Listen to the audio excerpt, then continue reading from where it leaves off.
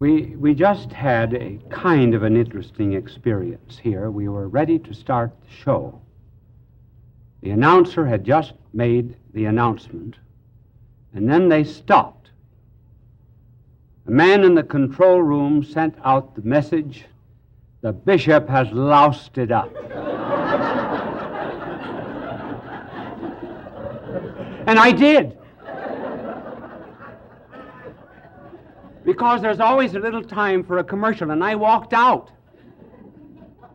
I spoiled it, so we started again. When I was coming in to the airport the other day, there was a soldier who evidently had been away for a couple of years, and his wife was there, young wife, to meet him at the airport, and they had a very warm embrace, and he was looking over her shoulder as he embraced her, and he says, "Oh, there goes Kitty McCoy."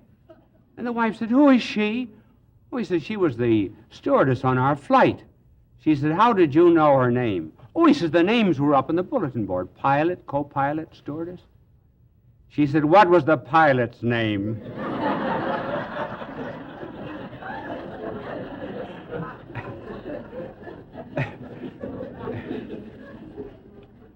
This telecast is not going to be what you think it is. I know you've heard the song, "Love is a many-splendored thing," but I'm going to tell you the origin of that expression, a many-splendored thing. I'm going to tell you who really wrote it, but I will tell you in a minute. It is a very interesting life because it's somewhat related to our age, in which there is a fondness for flight from consciousness. What is there, anyway, in human nature that makes it rather anxious to evade and escape consciousness and responsibility? Alcohol, dope, sleeping tablets, whatever they happen to be. A way to avoid the responsibility of being awake. And I'm going to tell you the story of a man who had a flight from consciousness. And in this story, we find revealed the unconscious influence of little things. Jean Guiton, a member of the French Academy, said that while he was a prisoner of the Nazis in Germany, one night he and a number of other prisoners amused themselves by each telling how his mother and father met. Circumstances were quite accidental. Sale of a lottery ticket, chance meeting, fall on the street, blind date, wrong address. And here, as a result of these trivial things, here were men that were prisoners under a totalitarian system. It was the little thing that influenced the life of Francis Thompson, who wrote, "Love is a many-splendored thing." And what was that small thing? Well, this young man started for the priesthood, and he was told he did not have a vocation. And then he went into medicine. His fondness was literature. He used to produce as a little boy the plays of Shakespeare for his sisters. And as he was studying medicine in the University of Manchester,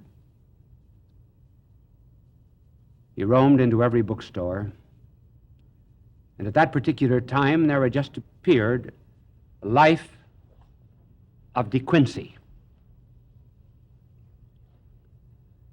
He evidently had mentioned the fact that at home that he loved De Quincey. And on his 17th birthday, his mother gave him De Quincey's famous work, The Confessions of an Opium Eater.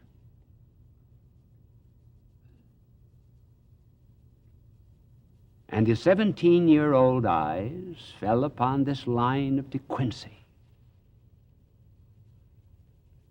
Why, at the age of 17, should I have become a prisoner and a prey to this drug? And lost my mind and my freedom. The mother never intended that her son Francis Thompson should ever follow in the steps of Thomas De Quincey. But he did. So he went in for the psychedelic, for the flight from the unconscious.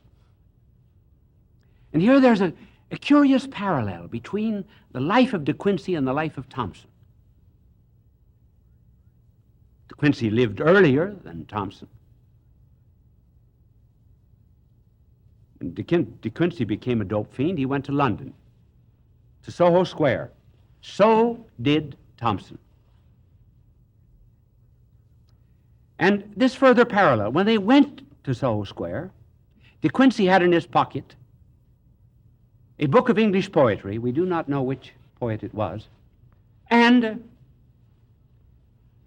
a copy of the Greek dramatist Euripides.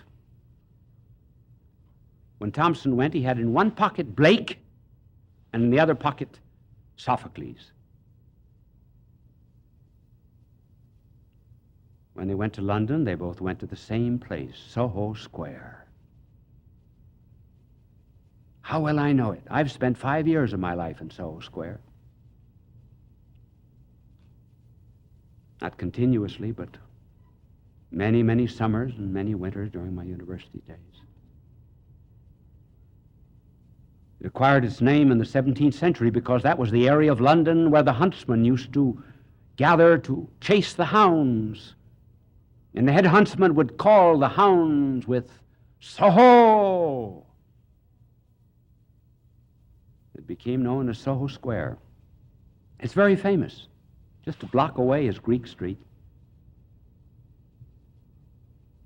That's where Karl Marx lived for a third of his life, in great poverty. This founder of communism, his wife said, "Karl, if you had only made more capital instead of writing about it, the whole world would have been better off." I had many experiences there in Soho Square with the type of person, of course, that Thompson actually is, and was. But here are the two of them, decades apart, roamed the street. Thompson made a little money here and there, chasing cabs, holding a horse, selling matches, running an errand. Just a bum. A bum. Emaciated and thin, and drugged and hunger. No one was there to befriend him except a woman of the streets.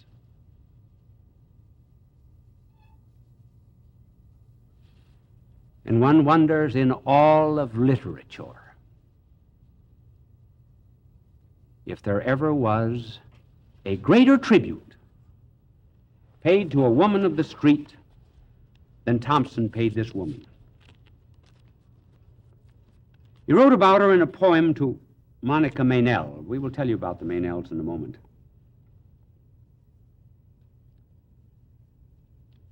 And this is his description. Then there came past a child like thee,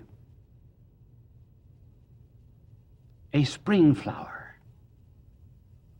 fallen from the budded coronal of spring.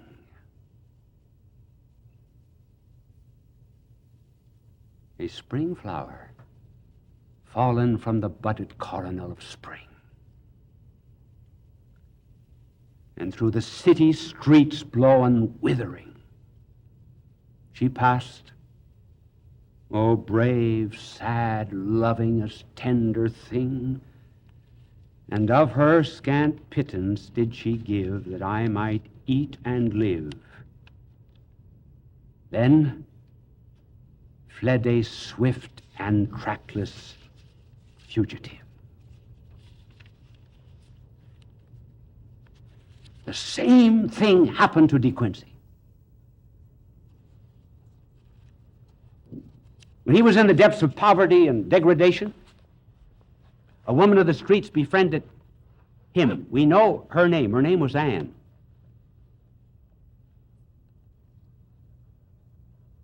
St. Augustine never gave the name of the woman with whom he lived before he was converted. Thompson never gave the name of this one. But he went out and searched for her. Now, why he searched is interesting. He gathered up in dusty old, dirty papers an article and a few poems, and he sent them to Wilfred Meynell, who was the editor of Merry England. And in the letter to Wilfred Meynell, he said, "You may return the manuscript and the rejection slip to Francis Thompson, Charing Cross Post Office, general delivery." He never heard for 9 months.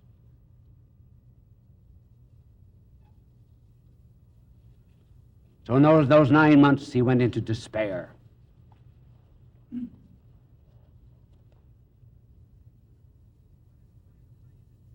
He wanted to find this woman. He could not do it. She said to him as she left, "You are always a genius. You're above me."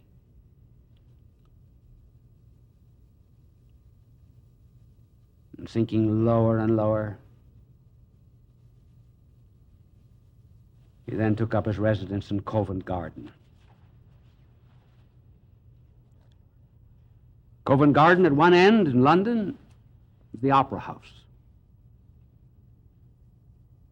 Down the street, Maiden Lane Church. You go down 2 or 3 steps to go into it. Wish we had an hour and a half. I would tell you about an interesting character that I met there. But in television, you get time in segments. And then in front of the opera was Covent Garden. Covent Garden was where all of the produce of England was brought every morning. So in those days of Thompson was born in 1859. In those days, there were 2-wheeled carts, horses, baskets, dirt, and refuse. And used to sleep under those carts, being awakened by the pounding of the horses' hoofs. And I wonder if anyone ever weary of life ever penned such lines as these. Forlorn and faint and stark, I had endured the watches of the dark and the abashless inquisition of each star. The abashless inquisition of each star. Yea, was the outcast mark of all those heavenly passers' scrutiny.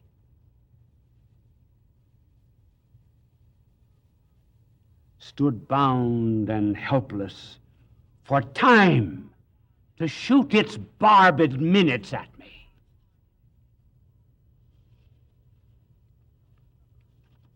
Suffered the trampling hoof of every hour in night's slow-wheeled car.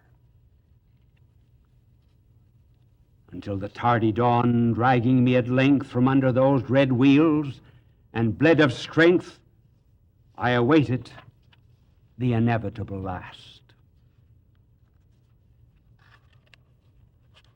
So he decided to take his life.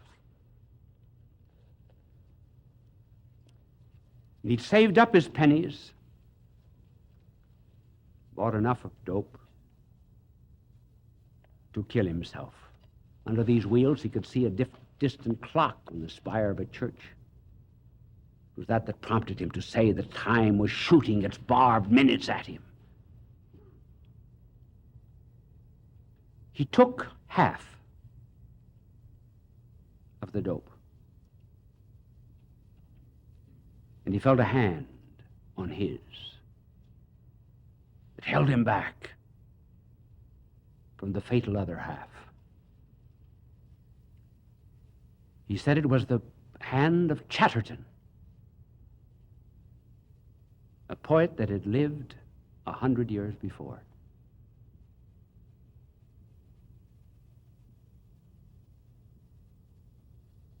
He gave up the attempt at suicide, and the next day, news came to him that Wilfred Meynell wanted to see him. The 9 months had passed.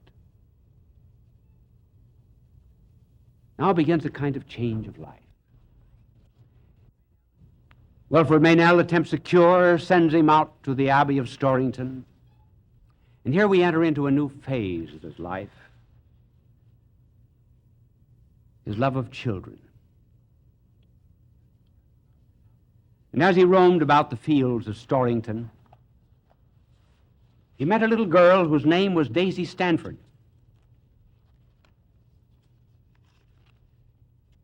And this is what he wrote of Daisy.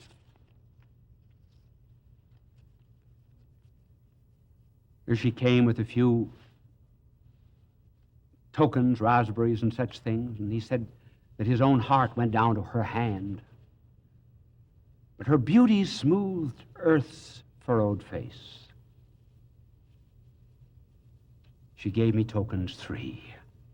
A look, a word of her winsome mouth, and a raspberry. The fairest things have fleetest end. Their scent survives their close. But the rose's scent is bitterness to him that loved the rose. We will continue in a moment. How often an adult will have an inexpressible love for a sweet child. It's unreciprocated. They do not know they're loved. And this is Thompson's pain. She went her unrepentant way. She went and left with me the pang of all the partings gone, and the partings yet to be. She left me marveling why my soul was sad that she was glad, at all the sadness in the sweet, and the sweetness in the sad. And then he ends. Nothing begins, nothing ends. It is not paid with moan, for we are born in others' pain and perish in our own.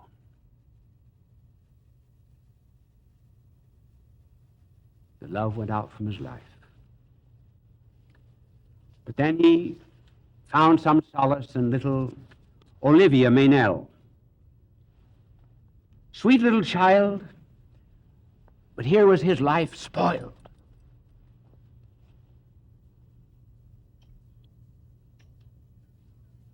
And with the pillaring hours about to crush him, he seemed afraid of this beautiful innocence. And he wrote, I fear to love thee, sweet, because love's the ambassador of loss. Love's the ambassador of loss. White flake of childhood, clinging so to my soiled raiment, thy shy snow at tenderest touch will shrink and go. Love me not, delightful child, my heart by man's snares beguiled has grown timorous and wild. It would fear thee not at all, wert thou not so harmless, small, because thy arrows not yet dire are still unbarbed with destined fire. I fear thee more than hadst thou stood full panoplied in womanhood.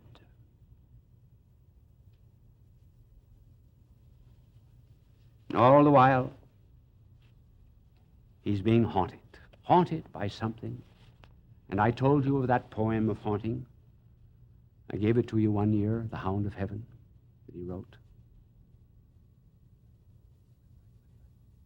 He went back again to dope. The Meynell still cared for him. But this hound was pursuing him.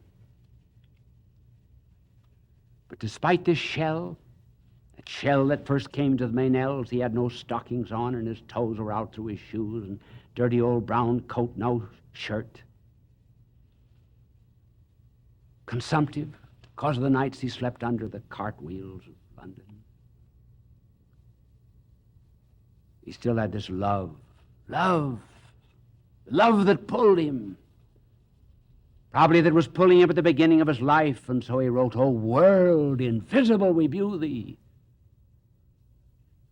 O world intangible, we touch thee. O world unknowable, we love thee. Turn but a stone and start a wing. 'Tis ye, 'tis your estranged faces that miss the many splendored thing." Love's the many splendored thing, not earth love, heaven love, that Thompson saw everywhere.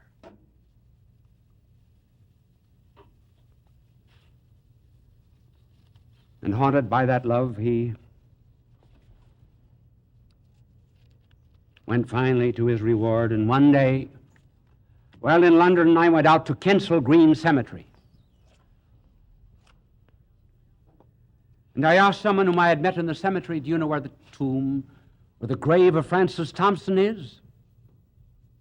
"No, I never heard of him."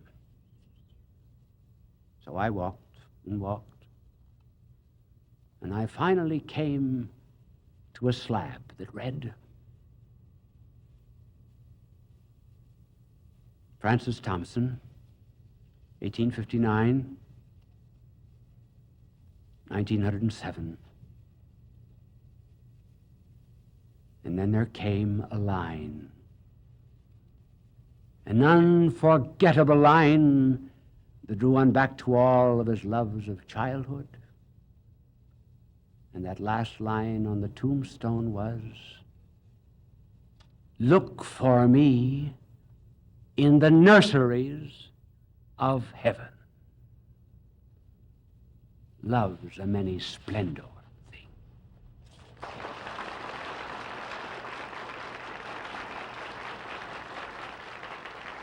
Bishop Sheen will return in a moment. In years to come, if you're looking for me, I'll be with Francis Thompson, so look for me in the nurseries of heaven. Bye now, and God love you.